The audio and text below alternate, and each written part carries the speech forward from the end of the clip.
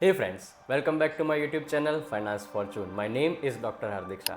दोस्तों, आज मेरे साथ एक बहुत ही बेहतरीन शख्सियत बैठी हुई है जिनका इंट्रोडक्शन मैं आपको एक ब्रीफ में दे रहा हूँ। देखो, नाम देने से पहले मैं आपको उनके काम के बारे में बता रहा हूँ।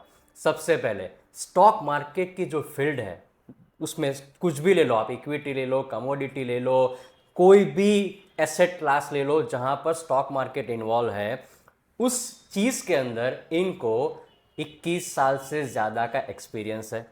एनएससी और बीएससी के सर्टिफाइड एनालिस्ट है।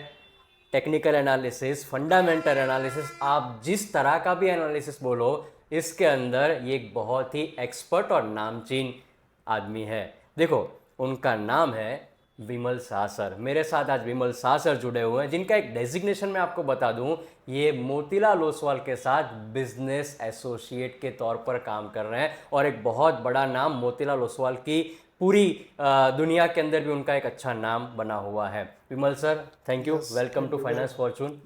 आज आपके साथ एक कन्वर्जेशन करने वाले हैं स्टॉक मार्केट के बारे में, जहां पर बिगिनर हो, थोड़े मीडिएटर लेवल के हो या एक्सपर्ट लेवल के हो, उनके बारे में उनको एक अच्छी खासी इन्फॉर्मेशन मिल जाए। सो थैंक यू, आपने मुझे टाइम दिया, थैंक यू सो मच।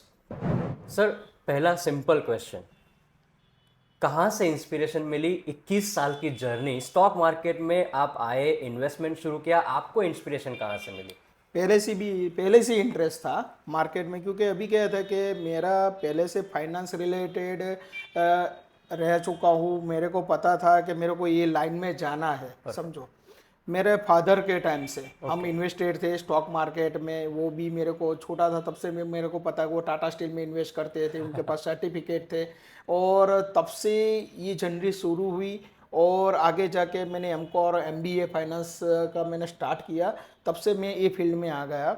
बाद में मैं डीपी ऑपरेटिंग एक डीलर से शुरुआत की। बाद में स्टेप बाय स्टेप, समझो ना, 21 साल हो गए। बहुत कुछ समझो, स्टॉक मार्केट में सीखने के लिए बहुत कुछ है। करेक्ट। और मैंने बहुत कुछ सीखा है और सिखाया है, पैसा भी जनरेट करके दिया हुआ है सभी करेक्ट। को। तो टोटल एक्सपीरियंस है मेरा। तो अभी जो जो आप बोल रहे हैं ना, बिगिनर, हाँ। तो बिगिनर के लिए भी मैं बोल सकता हूँ कि अभी आप किसी भी जरिए में पैसा डालो। आप लाइक एफडी, इंश्योरेंस, हाँ। ईपीएफ में डालते हो, कहीं पर म्यूचुअल फंड, कहाँ पे भी आप पैसा डालोगे तो आएगा तो मार्केट में। परफेक्ट। बराबर है। तो आप मार्केट में डायरेक्ट इन्वेस्टमेंट कर सकते हो, उसमें कुछ ज़्यादा रॉकेट साइंस नहीं नहीं है। है। लेकिन आपको पता होना चाहिए कि मेरा एंट्री कहाँ पे है और मेरा एग्जिट एग्जिट कहाँ कहाँ पे पर है, है? और कौन सी स्क्रिप्ट में मैं इन्वेस्टमेंट करना चाहता हूँ। पहले पहले तो क्या है कि किसी को पता ही नहीं चलता कि मैं क्यों इन्वेस्टमेंट, क्योंकि आप कोई भी इन्वेस्टमेंट करते हो तो आपका एक गोल सेट होना चाहिए परफेक्ट। कि मैं किस लिए कर रहा हूँ, कितने टाइम के लिए कर रहा हूँ। वो सब आपको पहले से पता पता होना होना चाहिए, चाहिए। हाँ। जबकि ऐसे एक फ्रेंड ने बोल दिया, टीवी में देख लिया, किसी ब्रोकर ने बोल दिया और आज स्टॉक ले लिया और बाद में फंस जाता है, तब हमारे पास आता है कि आता सर मैं है। क्या करूं। अभी पहले आप इन्वेस्टमेंट करने से पहले किसी भी अच्छे एडवाइजर की सलाह लो, सलाह लो। कि जहाँ से आपको पूरा नॉलेज मिले। एंट्री कहाँ पे, एंट्री को समझो कि एंट्री तो कोई भी करवा करवा सकता है, सकता है। लेकिन मेन एग्जिट है। हाँ। प्रॉफिट बुकिंग कब या करना है, प्रॉफिट कैसे बुकिंग करना कहाँ है? जाना है। अभी समझो कि लास्ट आप मार्केट देखोगे तो ऊपर से 2500 पॉइंट नीचे आ गया, हाँ। तो सभी लॉस में है अभी हाँ। इन्वेस्टर। हाँ। तो आपको पता होना चाहिए कि मार्केट में प्रॉफिट बुकिंग कब करना करेक्ट। चाहिए। मैंने तो 26,200 को मेरे सभी क्लाइंट को बता दिया था करेक्ट। कि यहाँ पे प्रॉफिट बुकिंग करना है। आए जब लेना है तब मैं बोलूँगा, हाँ। लेकिन यहाँ पे निकल जाओ एक बार। बराबर। सो जर्नी रातों रात तो नहीं हुई है। नहीं नहीं। देखो, समझने की बात यह है कि 21 साल की जो जर्नी है ना, वो रातों रात नहीं बनी हुई है। बहुत नीचे के लेवल से उन्होंने काम करना शुरू किया, लोगों से मिले, एनालिसिस सीखते गए और धीरे धीरे करके आपकी ये जर्नी यहाँ पर यस शुरू यस। हुई है। सो आपको भी एक चीज़ ध्यान में रखनी है कि रातों रात मार्केट के अंदर पैसा नहीं बनने वाला है, बहुत मेहनत करनी पड़ेगी उसके लिए। सर, जो आपने बोला उसी से जुड़ा हुआ एक क्वेश्चन, मार्केट की जो लेटेस्ट न्यूज़ है, लेटेस्ट ट्रेंड है, आपके हिसाब से मतलब कहाँ से मिलती है? कैसे ये लोग नॉलेज गैदर कर पाए, या कैसे लोगों को पता चले कि करंट मार्केट ट्रेंड क्या चल रहा है, या न्यूज़ के इफेक्ट के बेस पर मार्केट के अंदर क्या करना चाहिए आपके एक्सपीरियंस से? न्यूज़ के बेस में समझो ना कि अभी क्या है कि लोग न्यूज़ का वेट करते हैं कि न्यूज़ आने के बाद हम बाय करेंगे सेल करेंगे, लेकिन ऐसा नहीं है। Okay. Always Indian market react advance करता है, हाँ कोई भी स्टॉक मार्केट, क्योंकि ये जो है ना लिक्विडेट है, हाँ जो अपना मार्केट है लिक्विड है। तो क्या है कि जो भी आप न्यूज़ बेस्ड काम करोगे ना तो आप फंस जाओगे। फंस जाओगे। आप देखोगे कि अच्छा रिजल्ट आएगा तो मार्केट में स्टॉक गिर जाता है, हाँ बुरा रिजल्ट आने के बाद वो बढ़ जाता है, क्योंकि एडवांस उसने रिएक्ट कर दिया है। हाँ तो आपको क्या करना है, पहले तो आपको प्रिडिक्शन करना है कि अच्छा इसका ऐसा ऐसा रिजल्ट आ सकता है, अथवा आने के बाद आप बाय कर दो। आपको पता होना चाहिए कि लेटेस्ट लास्ट 15 डेज में इसका क्या हुआ है, मोमेंटम क्या हुआ है। कौन सी मूवमेंट 15-20% बढ़ गया तो आपको नहीं लेना है, क्योंकि वो मूवमेंट एडवांस आ गई चुकी है। और गिरने के बाद बाय करना है, ना कि सेल करना है। यस समझो, अभी लेटेस्ट में बात करूँ तो कई लोगों का फोन आ रहा है कि अभी ये शेयर 20% गिर गया तो मैं प्रॉफिट बुकिंग कर लूँ या लॉस बुक कर लूँ। हाँ अरे भाई नहीं करना है, 20% गिर गया है, इससे ज्यादा नहीं गिरेगा, और गिरेगा तो 5-10%। और आपने इतना तो पेन ले लिया है हाँ तो भी थोड़ा ज्यादा ले लो। ज़्यादा ले लो। और लॉन्ग टर्म इन्वेस्टर पर घबराने की कोई जरूरत ही नहीं है। और मेरा खुद का बारे में बोलूँ तो जब मेरे को समझो कि मैंने 2003 से 4 से चालू किया, बाद में 2008 का मैंने मंदी देखा, हाँ बड़ा मंदी आया था। या और 2012 तक मेरे को पता चल गया कि ऐसे इजीली पैसे इस मार्केट में बनने वाले नहीं है। हाँ मेरे को तो क्या था कि क्रिएशन करना था क्लाइंटों के लिए, वेल्थ क्रिएशन। हाँ मेरा जो भी एफर्ट था ना वो मैंने डाल दिया फंडामेंटल और टेक्निकल सीखने के लिए। में हाँ क्योंकि ऐसे आप ऐसे न्यूज़ देख के, टीवी चैनल देख के या किसी के बात में इन्वेस्टमेंट नहीं कर सकते। आपको खुद को जब नॉलेज होगा ना तभी आप वेल्थ क्रिएट कर पाओगे। तो मैंने फंडामेंटल टेक्निकल सीखा किरण जादव सर से, हाँ और उसकी ट्रेनिंग ली, उसका एग्जाम भी पास किया टेक्निकल एनालिसिस वाला। और बाद में मैं भी टोटल वर्ल्ड वाइड जितने भी मार्केट है, ऐसा नहीं है कि अपना मार्केट खुद ही चलता है, हाँ उसमें सभी मार्केट का कंट्रीब्यूशन रहता है। ओके तो मेरे को क्या है कि सभी मार्केट में अपडेट रहना पड़ता है। सोर्स ऑफ रिसोर्सेस देखने पड़ते हैं, आपको पैसा बनाने के लिए आपके पास मैक्सिमम रिसोर्स चाहिए। होना चाहिए। तो मैं क्या करता हूँ कि मेरे क्लाइंट के को पैसा बनाने के लिए मैं रिसोर्सेज ज़्यादा रखता हूँ। मेरे को पता होना चाहिए कि ये इवेंट यूएस में है, ये ताइवान में ऐसा हो रहा है, चाइना का कोई भी प्रॉब्लम है, रशिया है, सभी देखना पड़ता है। ग्लोबल इवेंट को टोटल नजरअंदाज नहीं ग्लोबल कर सकते नहीं हम कर लोग। सकते, करेक्ट, क्योंकि कमोडिटी और स्टॉक मार्केट दोनों का उस पर रिफ्लेक्शन आता ही आता है। ही है। तो वो देख लेता हूँ। दूसरा कि इतने सालों में एक मेरा एक्सपीरियंस हो गया है। और दूसरा मैं बताऊँ कि टेक्निकली मैं निकालता हूँ चार्ट और के हाँ लेवल्स हमेशा वर्क करते करते हैं हैं। कि ओवरबॉट पोजीशन कहाँ पे होती है और ओवरसोल्ड sold कहाँ पोजीशन पर कहाँ होती पे है। होती है। तो कहाँ पे हमें एंट्री करना, कहाँ पे एग्जिट करना है, वो उसी पोजीशन पे मिलता है आपको। कि इस पे समझो कि ऐसा नहीं रहेगा कि बाइंग के सेलिंग के वक्त आपका ही टॉप हो हाँ और लिया आपने तो वो ही bottom लो, हो, हाँ, वो तो होने वाला ही वाला नहीं नहीं है। है। लेकिन अपने को पता चलता है कि यहाँ से लिया तो ज़्यादा पेन नहीं रहेगा, और यहाँ पे निकल गए तो नीचे फिर से पैसा लगाने का मौका मिलेगा। करेक्ट। तो मैं सब फंडामेंटल, टेक्निकल, रिसोर्स सभी देख के इन्वेस्टमेंट करवाता हूँ। तो फ्रेंड्स, एक और लर्निंग लेसन आपके लिए बताऊं यहाँ पर क्या निकल के आया।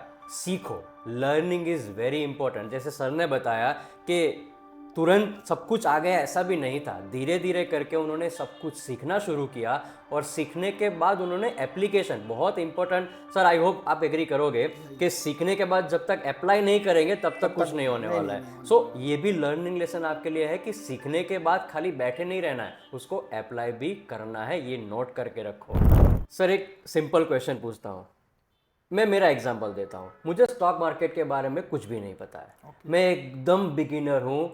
मैं शुरुआत कहाँ से करूँ, कैसे करूँ? मुझे मतलब मार्केट के अंदर इन्वेस्ट करने की इच्छा तो बहुत हो रही है, पर कुछ आता नहीं है, समझ में नहीं आता है, तो मैं क्या करूँ? पहले तो आपको बिगिनर हो। अभी जो दिक्कत है वो क्या है कि जो बिगिनर है ना वो डिस्काउंट ब्रोकिंग के चक्कर में फंस जाता है अच्छा, कि सस्ता मिल रहा है, किसी फ्रेंड ने बोला, किसी ने बोला कि भाई तू ये डिस्काउंट ब्रोकर में अकाउंट खुलवा दे और काम शुरू कर दे। तो वो क्या करता है कि without knowledge, without mediator, without advisor invest कर देता है, ऑप्शन ट्रेडिंग कर देता है, ऐसे स्टॉक में फंस जाता है कि बाद में उसको बाहर निकलना दिक्कत हो जाता है। तो पहले बिगिनर को एक अच्छी सी ब्रोकिंग हाउस में अकाउंट करना चाहिए कि जहाँ पे आपको टोटल गाइडेंस मिल जाए। एडवाइजर होना चाहिए जो उसे गाइडेंस दे। मिल जाए। छोटी इन्वेस्टमेंट से चालू करना चाहिए और डिलीवरी बेस्ड स्टार्ट करना चाहिए। Okay. मैं ऑप्शन के बारे में नहीं बोल नहीं रहा बोल हूँ। रहा है। पहले आपको थोड़ा थोड़ा इन्वेस्टमेंट करना चाहिए स्क्रिप्ट के अंदर। जितना भी पैसा आप लगा रहे हो उसका 20% वन स्क्रिप्ट में, ना कि पूरा पैसा एक ही स्क्रिप्ट में पैसा डाल दो। थोड़ा इन्वेस्टमेंट समझो कि आप 25,000 के इन्वेस्टमेंट करना चाहते हो तो आप 5 to 10,000 रुपीज़ वन स्क्रिप्ट में बाय कर सकते हो। ओके। और धीमे धीमे जाके आगे आगे जाके आप इन्वेस्टमेंट बढ़ाओ। जैसे अब एसआईपी का नाम तो आपने सुना है, तो थोड़ा थोड़ा पैसा डालो। बराबर। जरूरी नहीं कि एसआईपी म्यूचुअल फंड में कर सकते हैं। स्टॉक में आप भी। स्टॉक मार्केट में आपके अकाउंट में एसआईपी करो ना। आपकी जो इनकम है उसका 10% 20% आप हर महीने एड ऑन करो ओके। और डिलीवरी बेस्ड वर्कआउट करो। तो क्या होगा कि 1 ईयर के बाद एक अमाउंट खड़ा हो जाएगा आपका इन्वेस्टमेंट, और कंपाउंडिंग आपको इंटरेस्ट भी उसमें मिलेगा कि जैसे जैसे स्टॉक बढ़ेगा आपका पैसा बनेगा। और कंपाउंडिंग में क्यों बोल रहा हूँ कि एक स्टॉक पकड़ लिया आपने, उसमें 25 क्वांटिटी 25 क्वांटिटी 30 क्वांटिटी आपने बाय की, नीचे आता है दूसरी एड ऑन करो, अच्छी स्क्रिप्ट है, डिविडेंड आ रहा है, तो आपका क्या होगा कि एवरेजिंग होगा। और जब बढ़ेगा ना तो कंपाउंडिंग आपको पैसा मिलेगा। तो मैं बिगिनर के लिए ऐसा ही बोल रहा हूँ कि आप स्लोली स्लोली इन्वेस्टमेंट चालू कर दो, पैसा बनाओ, बाद में एडवाइज़र की सलाह लो। बाद में बहुत सारे मेरे वहाँ गए कई बिगिनर आते हैं, मैं बोल रहा हूँ कि तुम इक्विटी में बाय करो। थोड़ा पैसा है तो मेरे पास कमोडिटी का भी है, तो कमोडिटी में भी इन्वेस्टमेंट करवाता हूँ। डायरेक्ट आप गोल्ड सिल्वर लेने जाओगे बाजार में तो आपको उसका प्राइस भी ज़्यादा देना पड़ेगा और पूरा पैसा देना पड़ेगा। यहाँ पे क्या है कि गोल्ड सिल्वर में आप हेजिंग के उपयोग भी आ सकता है, पैसा डाइवर्सिफाइड होगा आपका। और दूसरा क्या रहेगा कि ओनली 10% मार्जिन में आप काम कर सकते हो। समझो कि 1 kg का सिल्वर का लॉट आता है, तो बाजार में आप लेना जाओ तो 1 लाख रुपए का प्राइस है, 97,000 अभी ये प्राइस चल रहा है।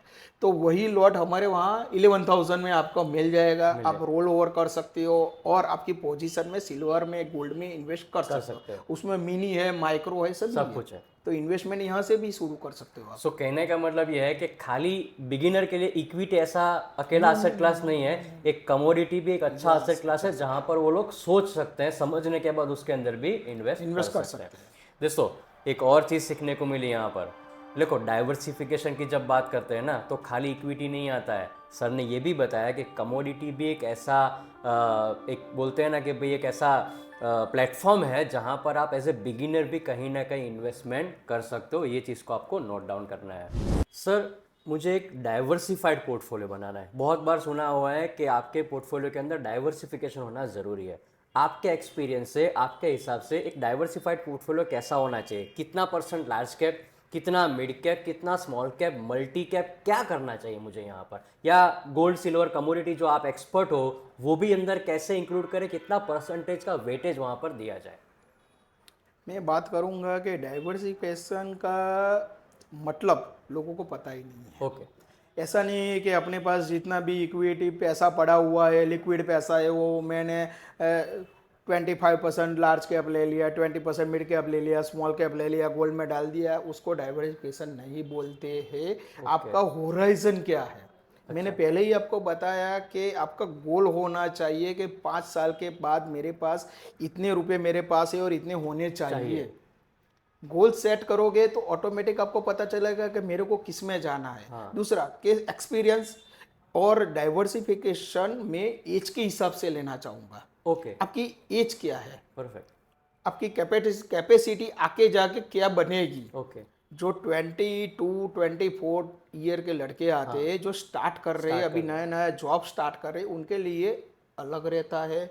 जो एक एज ग्रुप वाले आते हैं मेरे पास 60+, उनका भी डाइवर्सिफिकेशन अलग रहता है, क्योंकि होराइजन डिफरेंट है। करेक्ट। और गोल डिफरेंट है। तो इसी हिसाब से मैं डाइवर्सिफाई करूंगा और मैं बोलूँगा कि आपको क्या करना चाहिए। जो ग्रुप एज आपकी 25 से 35 तक है, तो आपको स्मॉल कैप ज़्यादा लेना चाहिए। स्मॉल कैप और मिड कैप में इन्वेस्टमेंट करो और 25% अब लार्ज कैप में रहो, क्योंकि आप रिस्क ले सकते हो। जो अर्ली एज वाले हैं वो कहीं ना कहीं थोड़ा रिस्क ले सकते हो और रिस्क लेना भी चाहिए, क्योंकि उसमें आपको ज़्यादा रिटर्न मिलेगा। आपको तो अभी पता ही है, सबने 92 स्कैम देखा ही है। उसमें रिस्क के बारे में डायलॉग है कि रिस्क है तो इश्क इश्क है, है। बराबर है। और इश्क कौन कर पाएंगे? जो 25 से 30 वाले ज़्यादा इश्क कर पाएंगे, वो लोगों को पता ही है। करेक्ट। तो आप थोड़ा रिस्क ज़्यादा लो, मिड कैप स्मॉल कैप में अच्छी कंपनी का सिलेक्शन करो और उसका 30 to 35% इन्वेस्टमेंट उसमें डाल Correct. दो। बाद में आएंगे मिड कैप। मिड कैप में बहुत सारी अच्छी कंपनियां हैं और बाद में आएगा लास्ट में लार्ज लार्ज कैप। कैप। तो क्या है, और अभी क्या है कि मिड कैप, लार्ज कैप और स्मॉल कैप का लोगों को अभी पता नहीं है। लोग ऐसा समझते हैं कि स्मॉल कैप मतलब जो छोटी कंपनी है वो स्मॉल कैप में आ small cap, गई, हाँ। मिड कैप मतलब 200-500 रुपये वाली मिड कैप में आ गई, और लार्ज कैप मतलब 2-3-4 तो हजार लोग ये वाली समझते हैं स्पेक्ट कि प्राइसिंग के प्राइसिंग हिसाब से नहीं वो नहीं नहीं, प्राइसिंग से हिसाब से होता नहीं है। वो जो लार्ज कैप स्मॉल कैप और जो कंपनी है ना, वो उसकी लिक्विडिटी और बिजनेस के हिसाब से होता है। करेक्ट। उसका क्वांटिटी कितना बाजार में है उसके हिसाब से रहता है। अभी आज की तारीख में बताओ कि एमआरएफ का नाम तो आप सबने हाँ, सुना है। हाँ। 1.5 लाख का प्राइस हाँ, चल रहा हाँ, है, हाँ। सबसे कॉस्टलीएस्ट मेगा शेयर है, मेगा हाँ, शेयर है। हाँ। तो वो मिड कैप में आता है, अच्छा, ना कि वो लार्ज लार्ज कैप। कैप में। अच्छा, किसी को ऐसा पता पता नहीं नहीं है। है। आपको पहले पता होना चाहिए कि कौन से शेयर्स स्मॉल कैप है, और स्मॉल कैप में छोटे शेयरों से तो दूरी रहना अच्छा है। जो 5-10 रुपए के शेयर है वो आपको क्या है कि मल्टी बिगर दिखाई पड़ेंगे, लेकिन मल्टी बिगर वाले शेयर बनते हैं ना, वो किसी के पास होते नहीं होते है। नहीं है। और मल्टी बिगर कब बनते? होने के बाद। होने से पहले तो पता कहाँ रहता है कि मल्टी बिगर मल्टी होगा? बिगर बनेगा, हाँ। वो हो जाने के बाद। और मल्टी बिगर तक रहने की, समझो मैं एक बात बताऊँ, इतने साल के एक्सपीरियंस से मैं बता सकता हूँ कि आप लॉस बेयर करने के लिए पूरा पूरा कर लोगे, हाँ, लेकिन प्रॉफिट हमें हजम नहीं होता नहीं है। होता है, सही बात है। थोड़ा पैसा मिलता है, इंक्लाइन का कॉल आ जाता है, विमल भाई ये 5% बढ़ गया, 2% बढ़ गया, बेच दो। मेरे को लाख रुपए के सामने 10,000 रुपया, 15,000 रुपया मिल रहा है, मैं निकल जाऊँ? अरे नहीं निकलना है, ये बढ़ेगा अभी आगे, सही बात। नीचे आएगा तो आगे जाके। बड़ा पैसा बनाने के लिए आपको पैसेंस मस्ट रखना चाहिए, चाहिए। Must patience. आपने राकेश झुंझुनवाला का सुना हो कि रामकृष्ण दामानी का सुना हो, ऐसे ही थोड़ा है उन्होंने नहीं वेल्थ बनाया, क्रिएशन सही किया। बात है, पेशेंस। हमारे कंपनी के मालिक है रामदेव अग्रवाल सर जी, मोतीलाल ओसवाल सर जी, तो उन्होंने भी पैसा पैसेंस से बनाए, 36 ईयर के एक्सपीरियंस से बनाए, थोड़ा थोड़ा डाल के बनाए है। और ऐसा भी उनका स्टॉक या उनका पोर्टफोलियो रॉकेट नहीं होता है, हाँ, उन्होंने भी ऊपर नीचे देखा है, काम बहुत किया हुआ है। बराबर है। तो आपको क्या है कि ऊपर का दिखाई पड़ेगा, नीचे का आपको नहीं दिखाई पड़ेगा। आपको प्रॉफिट में भी खड़ा रहना है। जब तक वो स्टॉक आपको पैसा ज़्यादा देना चाहता है तो आपको स्टॉप लॉस रिवाइज करना है। बहुत सारे समझो ओनली, और मार्केट हुए लो सभी। अभी एनएससी का डेटा आप सबको पता चल गया है, क्योंकि बैक टू बैक सभी साइट में भी आता है। एनएससी के साइट में देखोगे और न्यूज़ में भी देखोगे तो उन लोग बोल रहे हैं कि 95% लोग स्टॉक मार्केट में लॉस कर रहे हैं। पर क्यों कर रहे हैं? लॉस कर रहे हैं, ऐसा नहीं कि सबका पैसा जाता है। हाँ, कर रहे तो क्यों कर रहे वो किसी को नहीं पता नहीं है, जानना है। जानना भी नहीं हाँ, है। जानना भी उसको क्या है कि नहीं, स्टॉक मार्केट तो खराब है, ये 90% 95% लोग लॉस कर रहे हैं तो इसमें नहीं जाना चाहिए। ऐसा नहीं है, इसमें ही आप पैसा बना सकते हो। और source of income, other source of income इसमें से ही बनेगा आपका। आप जॉब कर रहे हो, आपका बिजनेस है, तो आपको अदर इनकम कहाँ से आएगा? ऐसे ही बनेगा। तो ऐसे ही बनेगा। करेक्ट। और इन्वेस्टमेंट की हैबिट तो हर किसी की होनी चाहिए। First day of salary, first day of आपका कोई भी बिजनेस हो, तो आपको थोड़ा थोड़ा इन्वेस्टमेंट फ्यूचर के लिए करना ही चाहिए। सही बात है। सो देखो दोस्तों, एक लर्निंग लेसन यहाँ पर मैं बता दूं आपको क्या मिला। सबसे पहला, आपको आपकी एज, बराबर सर, एज के मुताबिक आपको कहीं ना कहीं अपने पोर्टफोलियो को डाइवर्सिफाइड करना है। जो अर्ली स्टेज वाले हैं, मतलब जो अर्ली एज वाले हैं, वो कहीं ना कहीं अच्छा रिस्क ले सकते हैं, और जो रिटायरमेंट की एज तक पहुंचे हैं उनका भी रिस्क कैपेसिटी वहाँ पर देखना पड़ेगा। दूसरा लर्निंग लेसन मैं यहाँ पर ये बताऊँ, सर ने जैसे बहुत करेक्टली बोला, सर मैंने भी ये ऑब्जर्व किया है, बहुत लोग वैसे बोलते हुए हैं 2 रुपये वाला स्टॉक है, 1 रुपये वाला स्टॉक है, पेनी स्टॉक है, ले लो, जाएगा तो कितना लॉस जाएगा, 2 रुपये ही लॉस जाएगा ना। बट जैसे सर ने बोला कि कहीं ना कहीं ऐसे स्टॉक को अवॉइड करो, मल्टी बैगर के चक्कर में मत पड़ो। ये आपके लिए एक और एडवाइस। एक मैं बताता हूँ कि इसके बारे में कि लोग क्या है कि लोग मेंटालिटी अपनी ह्यूमन बीइंग नेचर में बोल सकता हूँ कि लोग सस्ता पहले ढूंढते हैं। और जो चीज़ समझो कि ज़्यादा बढ़ गई है तो मैं मल्टीपल एग्जांपल दे सकता हूँ स्टॉक का कि जो मल्टी बिगर हो गए, बड़े बड़े स्टॉक है।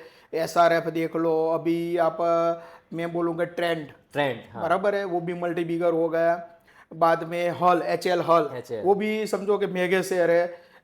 Cochin shipyard, correct. राइट। तो ऐसे शेयर है तो लोग उससे दूर भागते हैं, बहुत ये तो बहुत बढ़ गया बहुत है, महंगा ये हो तो गया है। 200% बढ़ गया है हाँ। एक साल में। अरे भाई वो इतना बड़ा क्यों है कि उसका बिजनेस ग्रो हुआ अच्छा है, हुआ है। उसमें पोटेंशियल है तभी वो महंगे है। परफेक्ट। और वो सस्ते हैं क्योंकि उसका रिजल्ट खराब है, वो पोटेंशियल नहीं है, वो लॉस मेकिंग कंपनी है, इसीलिए वो उसका स्टॉक का प्राइस नीचे जा रहा है। आप ऐसा मत ढूंढो कि ये स्टॉक 50% गिर गए, 100% डाउन है तो मैं ले लूं। हाँ। सस्ता नहीं, क्वालिटी स्टॉक Quality stock। में पैसा डालो, ना कि सस्ते स्टॉक में। सो एक एडवाइस सिंपल सर ने एक सिंपल भाषा में आपको समझा दी कि सस्ते में मत पड़ो, अच्छी क्वालिटी वाले स्टॉक आपको ढूंढने पड़ेंगे। सर बहुत ही अच्छा नॉलेज दे रहे हो, मतलब मज़ा आ रहा है मुझे। आई एम श्योर जब भी ये व्यूअर्स देखेंगे ना तब उनको एक अच्छा इंसाइट यहाँ पर मिलने वाला है। पर इंसाइट से मुझे एक क्वेश्चन हो रहा है। क्वेश्चन मेरा ये है कि मार्केट के अंदर लोग बहुत बात करते हैं टेक्निकल एनालिसिस ही देखो पैसा बनेगा। कुछ लोग ऐसा बोलते हैं कि नहीं नहीं नहीं, टेक्निकल को भूल जाओ, फंडामेंटल एनालिसिस। मतलब आपके एक्सपीरियंस, आपके नॉलेज के बेस पर मुझे एक फाइट करवानी है, तो फंडामेंटल या टेक्निकल? दोनों का देखने का नजरिया अलग अलग है। पहले दूसरा कि आप इन्वेस्टमेंट किस होराइजन, मतलब लॉन्ग टर्म, शॉर्ट टर्म, अभी तो डेफिनेशन चेंज हो गया है, मैं बताऊंगा उसके बारे में। लॉन्ग टर्म, शॉर्ट टर्म और मीडियम टर्म, तीन रहते हैं। पहले जब मैंने स्टार्ट किया था ना तो लॉन्ग टर्म का डेफिनेशन कुछ ऐसा था कि लॉन्ग टर्म 5 साल से ज़्यादा करते हैं तो लॉन्ग टर्म कहता है। Okay. 1 to 3 years medium term और 1 year तक जो भी इन्वेस्टमेंट करते हैं उसको शॉर्ट टर्म कहते हैं। अब डेफिनेशन चेंज होता है। शॉर्ट टर्म का मतलब 5 to 7 days, हाँ, मतलब नंबर ऑफ मंथ की नंबर जगह पर डेज में हो गया। हाँ। बराबर है। मीडियम टर्म मतलब 1 year। हाँ। और लॉन्ग टर्म का कोई डेफिनेशन ही नहीं है ही रहा नहीं। है, कोई करना ही नहीं चाहता है, समझो। पैसेंस ही नहीं है। करेक्ट। अभी किसी को बाय करवाया कि आज ये ले लो, बाय करना है, बीटीएसटी है तो बीटीएसटी हम बोल देते हैं। किसी आइटम को मेरे को पता है कि ये लॉन्ग टर्म के लिए, तो मैं बोलता नहीं हूँ, मैं कहता हूँ कि ये ले लो। तो दूसरे दिन आता है सर बढ़ा नहीं, वही प्राइस पे है, 2 रुपये नीचे है। अरे भाई ये 2 दिन के लिए नहीं है भाई। करेक्ट। करेक्ट। तो अब बात आते हैं टेक्निकल। टेक्निकल का मतलब क्या है कि जब भी हम बाई सेलिंग का ट्रिगर देखते हैं तो मैंने आपको बताया था लेवल्स। हाँ। लेवल्स के लिए टेक्निकल को देखना चाहिए। ओके। क्योंकि किसी भी स्क्रिप्ट का, निफ्टी, बैंक निफ्टी, किसी भी इंडेक्स का बाइंग सेलिंग और कब बाय, मैंने बताया था कि ये ओवरबॉट है, ओवरसोल्ड है, वो सब आप टेक्निकल से सीख सकते देख हो। पाओगे। वो देखोगे तो आपको पता चलेगा कि इतना बढ़ गया है तो उसका ब्रेकआउट कब है, ब्रेकडाउन कब कब है। है? हाँ। किसी स्टॉक को आप देखोगे ना तो समझो कि बीएल की बात करूँ, आईटीसी की बात करूँ, तो आईटीसी आज से 2 साल पहले आपको पता है तो 170 180 के आसपास चल रहा था। करेक्ट। करेक्ट। उसका एक ब्रेकआउट लेवल था 220। परफेक्ट। अब मैंने निकाला था कि 220 के बाद ये रुकेगा नहीं, फायर हो जाएगा, रॉकेट हो जाएगा। तो आपने देखा होगा था 220 के बाद बड़ा ब्रेकआउट आया आराम से बहुत तो बहुत 500 अच्छा तक था। पैसा बना। हाँ। बराबर है।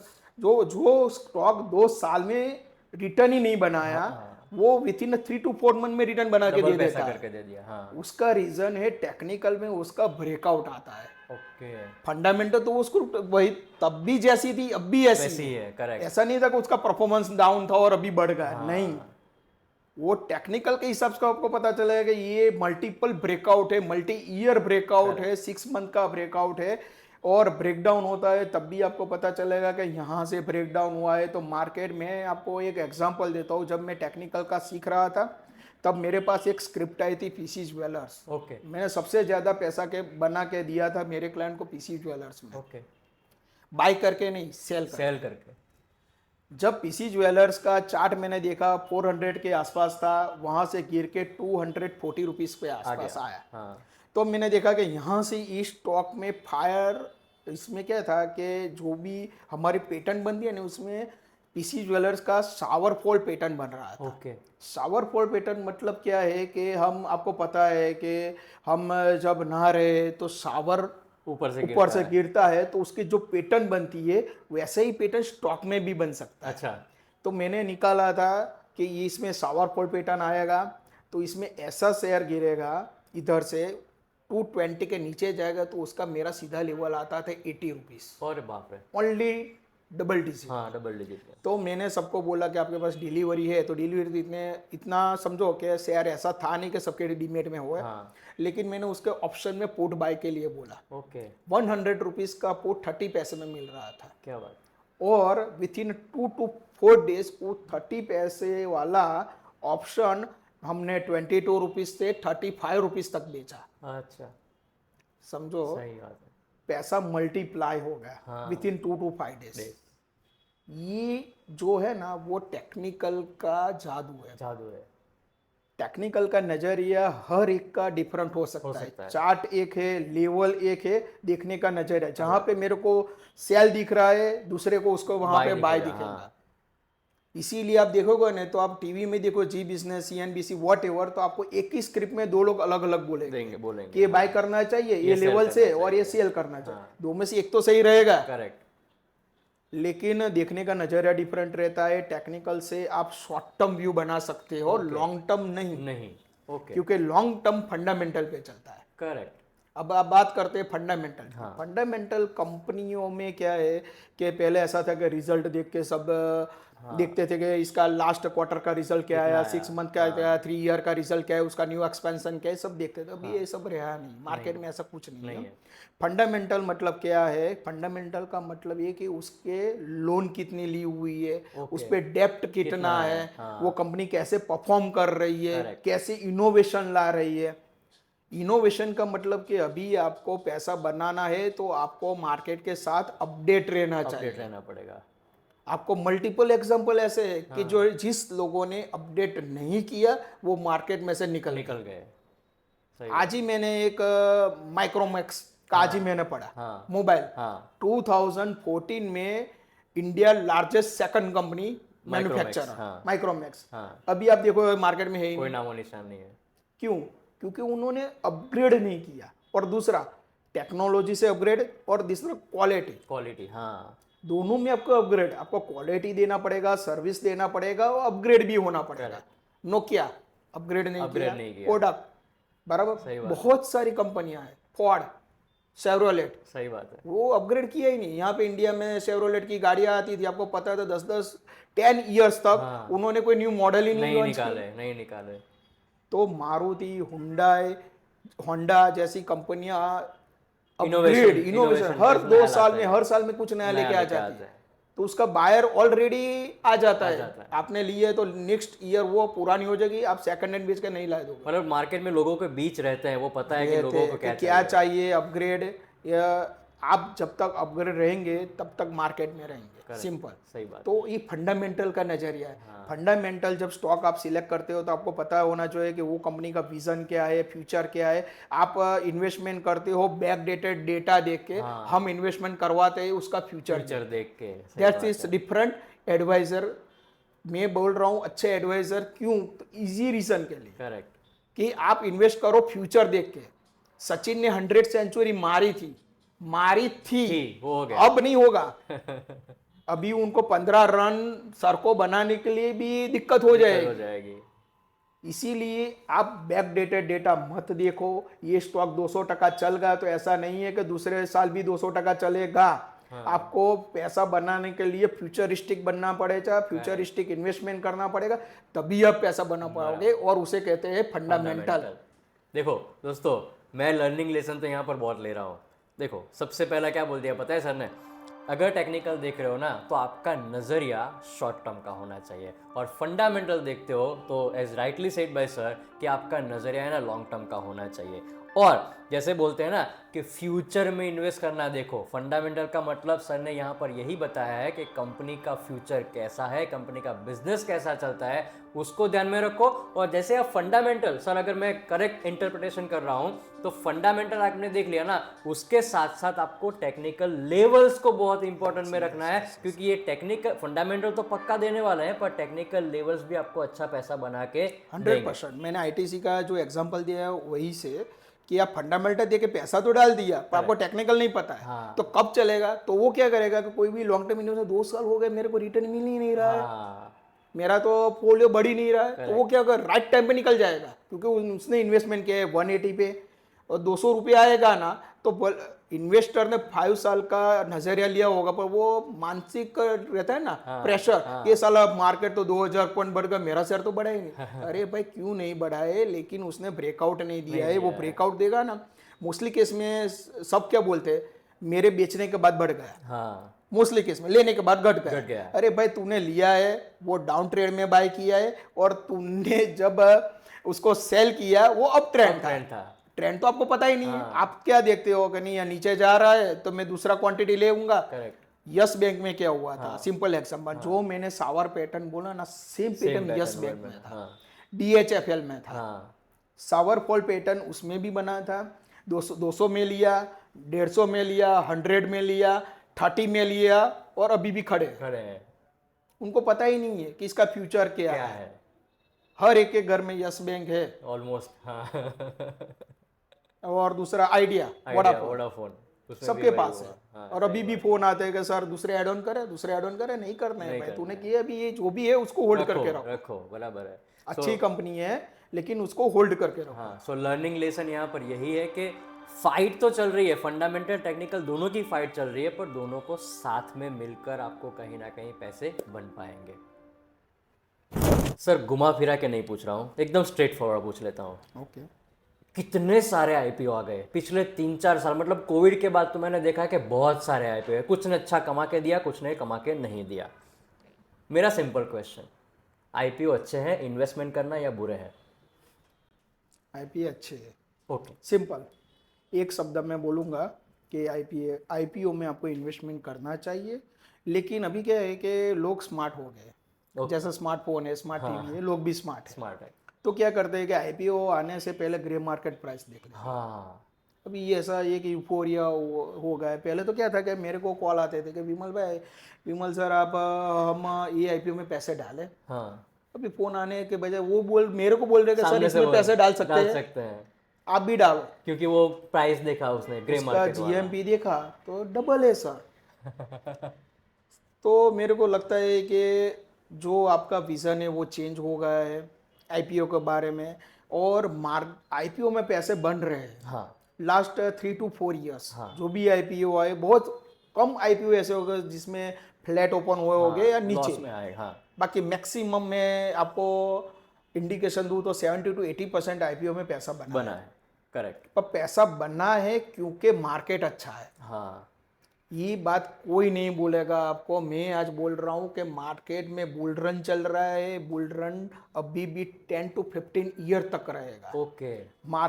अभी अपना जो इंडिया है वो जा रहा है इतनी बड़ी तेजी में। हाँ, अपना समझो कि स्टेबिलिटी ऑफ गवर्नमेंट स्टेबलाइज है। हाँ। बाद में जो इनोवेशन है गवर्नमेंट के, वो आप देख रहे हो कि अपना जो GDP correct all over world में हमारा नाम है, मैन्युफैक्चरिंग है।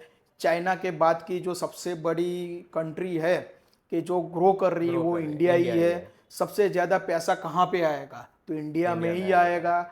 भले ही FII सेल कर रहे हैं और इंडियन मार्केट में बाय हो रहा है, एक समय ऐसा आएगा, मैक्सिमम में टाइम नहीं बोलूँगा 6 to 1 ईयर, ओके, कि FII वापस आएंगे फिर से। अपना पैसा तो आ रहा है, FII का पैसा आएगा, तो आप समझो कि मार्केट में कितनी बड़ी तेजी आएगी। तो जो लोग मार्केट में इन्वेस्टेड है वही पैसा बना पाएंगे। करेक्ट। जो बूम आपने लास्ट 10 to 15 ईयर्स में रियलिटी में दिखा है, आपको पता है कि वहाँ पे रियल एस्टेट के प्राइस कितने इंक्रीज हुए, ऐसी ही तेजी स्टॉक मार्केट में आएगी। ये तो शुरुआत ही, और शुरुआत तो हो चुकी है। और ये आईपीओ में पैसे इसीलिए डालने चाहिए कि आपके पास एक सारी कंपनी। अभी लोग क्या करते हैं कि आईपीओ में पैसा डालते हैं और थोड़ा ही पैसा बनने के बाद उसी दिन निकल जाते हैं। आपने अभी वारी देखा होगा, वारी में बहुत अच्छी थी कि कई लोगों का फोन आया मेरे को कि वो इसका GMP बहुत बड़ा था लेकिन उसमें आसपास खुला नहीं, ओनली 50%, हाँ 60-70% खुला था। तब मैंने बोला था कि इसका मेरा टारगेट 3200 का 3500 का है। तब मेरे वहाँ जिन्होंने मेरे को पूछ के सेल किया ना, उनको मैंने 3200 के आसपास सेल करवाया, क्योंकि मेरे को लगता था कि यहाँ तक आना चाहिए, स्टॉक अच्छा है। अच्छी स्टॉक को सेल नहीं करना नहीं चाहिए। करना चाहिए। बजाज होल्डिंग हाँ, आपने देखा, बहुत सारे निकल गए, सही बात है। बराबर है, वो स्टॉक भी अच्छा है। अच्छा तो है। उसको क्या है कि आपको आईपीओ में लगते सारे स्टॉक है तो उसको लॉन्ग टर्म के लिए रखो, रखो। क्योंकि क्वांटिटी तो ज़्यादा है नहीं, हाँ, बराबर। 15,000 के पास आसपास आसपास आपका का, हाँ, इन्वेस्टमेंट है। इन्वेस्टमेंट है। तो सभी आईपीओ को सिंगल मत देखो कि वो जो भी मेरे को लगेगा वो मेरे को बेच देना है, हाँ। नहीं। जिनमें आपको लगता है कि मेरे को ग्रो मिल गया, वो स्क्रिप्ट, वो कंपनी ऐसी नहीं है कि इतना सारा पैसा दे सकते नीचे आने वाले, उसमें प्रॉफिट बुक करो। करेक्ट। जो अच्छी कंपनी का शेयर आपको आईपीओ में लगाए वो आपको साइड में रख दो, करेक्ट। फोलियो में, करेक्ट।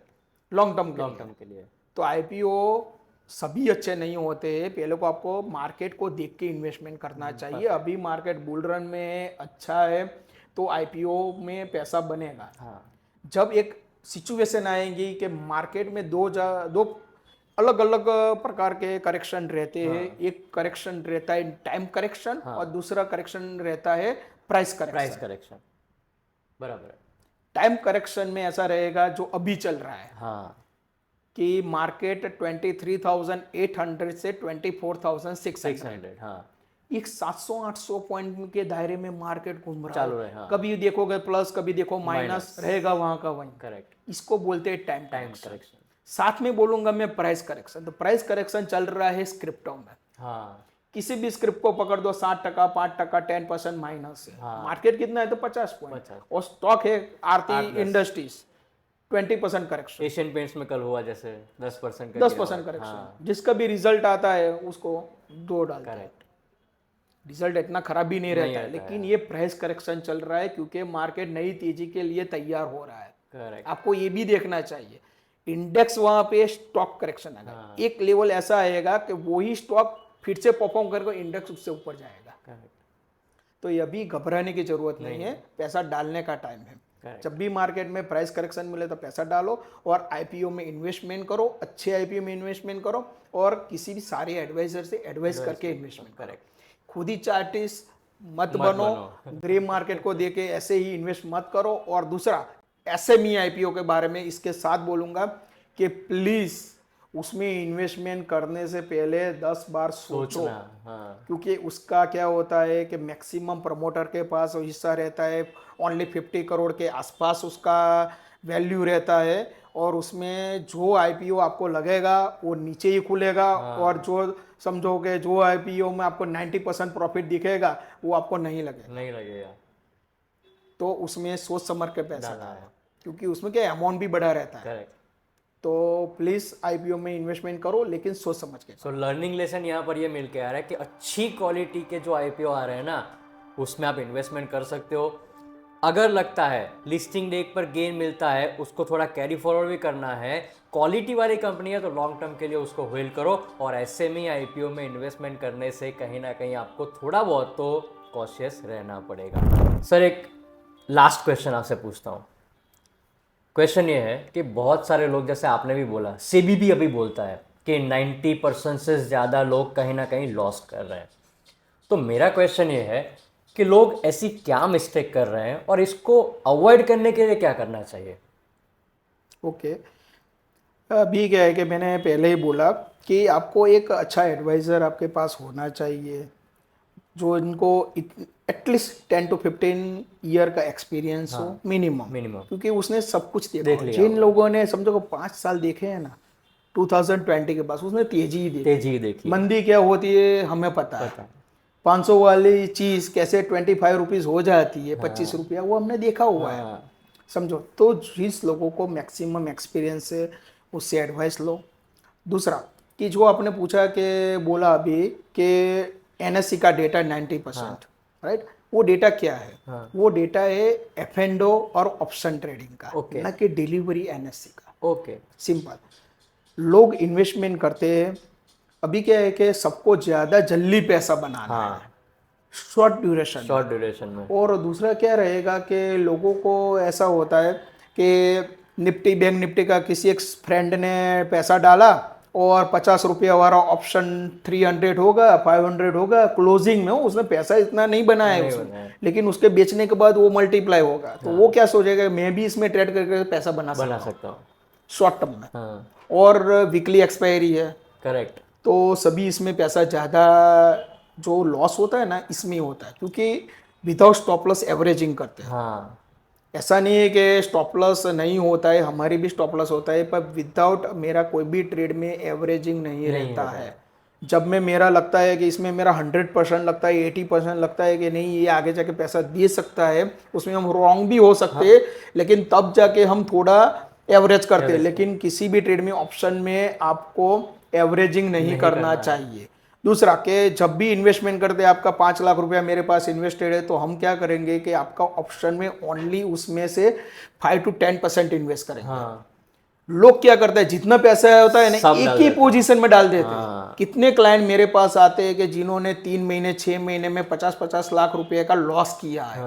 तो वो सबका मैं रेफर लेता हूँ, मैं उनको पूछता हूँ कि आपने लॉस कैसे किया, क्योंकि मेरे को भी इसमें सीखना है। हाँ। क्योंकि ये मार्केट में आप जितना भी एजुकेशन लोगे ना वो कम है, जितना भी आपका एक्सपीरियंस है ना वो कम है। क्योंकि ये मार्केट हर नया नया सीख रहे हैं, और सीखना भी चाहिए। जब तक आप सीखेंगे तभी आप दूसरों को सिखा पाएंगे, सिंपल। तो मैं ऐसा ही लेसन लेता हूँ। तो वो बोल रहे हैं कि मेरे को VL बोला था, मेरे को लग रहा था, VL का ऑप्शन लिया मैंने, 15 रुपये में बाय किया, 12 में लिया, 10 में लिया, 5 में लिया, और साला 0 हो गया, पैसा गया।